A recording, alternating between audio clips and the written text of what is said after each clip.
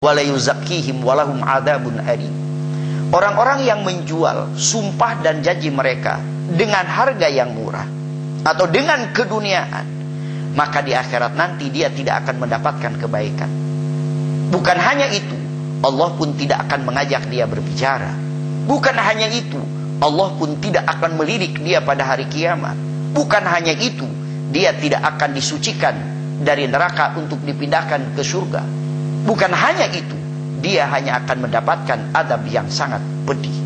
Itulah akibat yang akan diderita. Kata Rasulullah, cepat-cepatlah kalian berbuat baik, karena akan datang satu fitnah, yang fitnah itu seperti malam yang gelap gulita.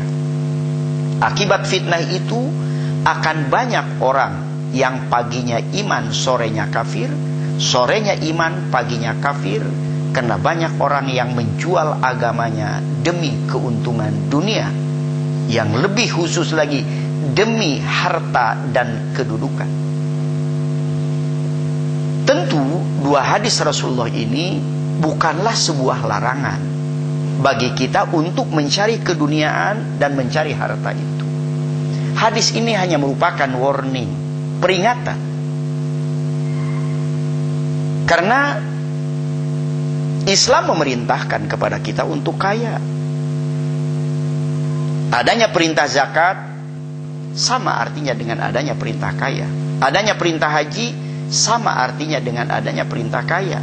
Adanya perintah menyantuni orang miskin, anak yatim, sama artinya dengan adanya perintah kaya.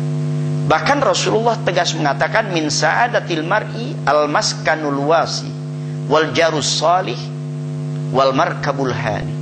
Dari hal-hal yang akan membawa kita kepada kebahagiaan di dunia, yang pertama kata Rasulullah, memiliki rumah yang luas. Yang kedua, mempunyai tetangga yang solih.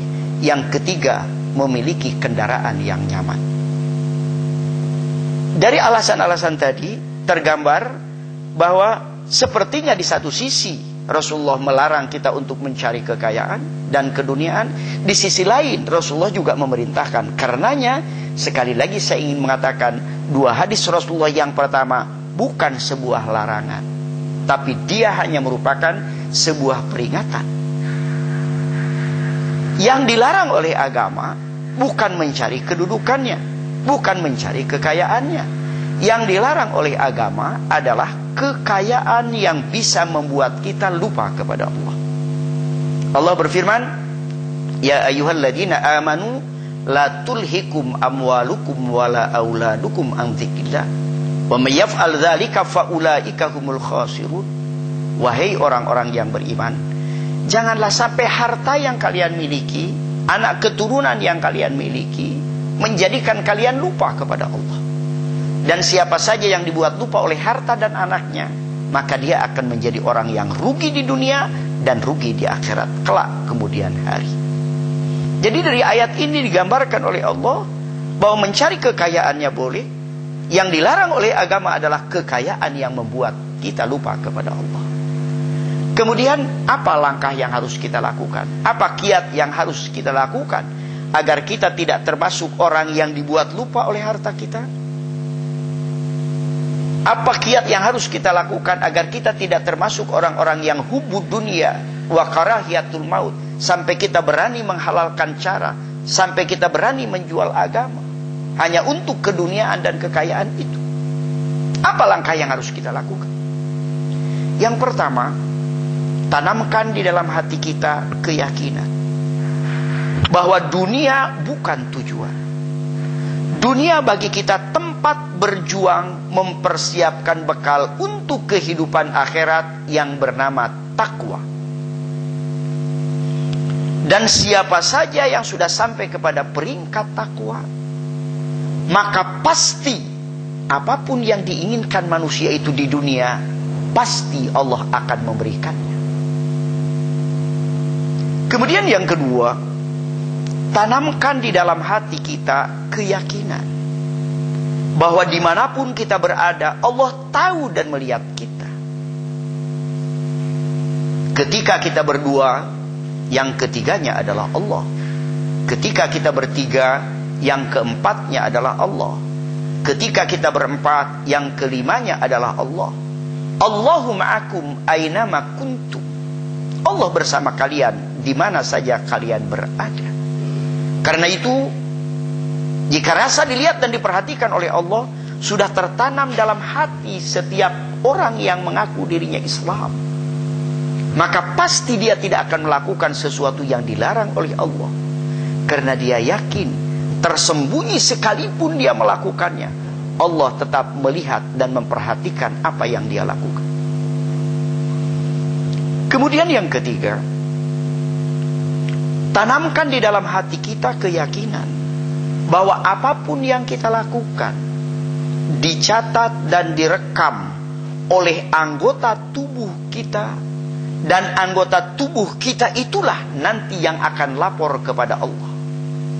Al-yawma nakhtimu ala afwahihim wa tukallimuna aydihim wa tashhadu arjuluhum bima kanu yaktibun. Pada hari kiamat nanti Allah akan mengunci mulut kita, yang akan berbicara adalah tangan kita, yang akan menjadi saksi adalah kaki kita terhadap apa saja yang kita lakukan ketika kita hidup di muka bumi ini. Ayat yang lainnya Allah menyebutkan, hatta idza ma ja'uha syahida alaihim sam'uhum wa absaruhum wa juluduhum bima kanu ya'malun. Ketika kamu masuk ke dalam kehidupan akhirat, akan memberikan kesaksian terhadap kamu, pendengaran kamu, penglihatan kamu, dan kulit kamu terhadap apa saja yang kamu lakukan ketika kamu hidup di dunia dulu.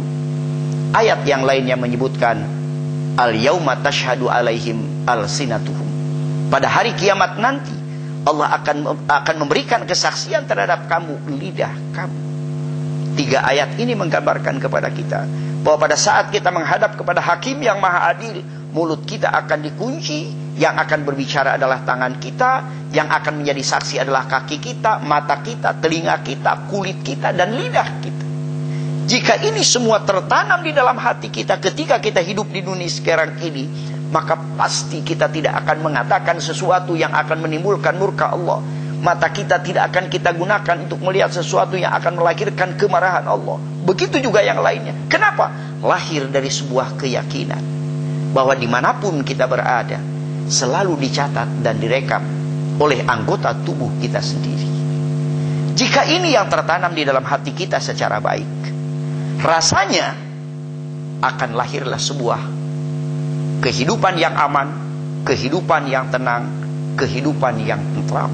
Bahkan boleh jadi ketika tas kita yang berisi uang tertinggal di terminal, kita tidak akan pernah merasa khawatir akan hilang, karena tidak mungkin ada orang yang berani mengambil jika semuanya di dalam hatinya sudah tertanam keyakinan bahwa apapun yang dilakukan akan dicatat dan direkam oleh anggota tubuhnya dan akan dilaporkan kepada Allah kelak kemudian hari. Rasanya inilah yang harus dilakukan oleh kita. Kalau hanya sebatas membentuk ada Badan Pengawas Keuangan, ada KPK dan yang semacamnya, tapi tidak diimbangi dengan proses dan upaya penanaman keyakinan di dalam hati kita, saya khawatir semakin banyak lembaga yang dibentuk untuk menghadapi bentuk-bentuk korupsi dan yang semacamnya, akan semakin banyak orang berusaha bagaimana agar bisa korupsi tapi tidak tertangkap oleh KPK, bukan kemudian meninggalkan perbuatan korupsi itu.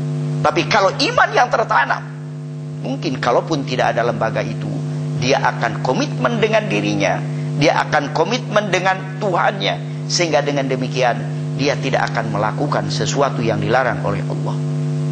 Ini keuntungan yang akan diperoleh manakala keyakinan bahwa apapun yang kita lakukan dicatat dan direkam oleh anggota tubuh kita sendiri, dan anggota tubuh itu nantinya akan lapor kepada Allah, sudah tertanam secara baik di dalam hati kita. Sekali lagi saya ingin mengatakan, alangkah amannya hidup kita, alangkah tenangnya kehidupan kita. Kita tidak usah lagi ada rasa khawatir, rasa cemas, rasa takut yang selama ini menyelimuti hampir semua hati kita. Perasaan-perasaan takut, perasaan cemas, manakala keyakinan itu sudah tertanam di dalam hati kita.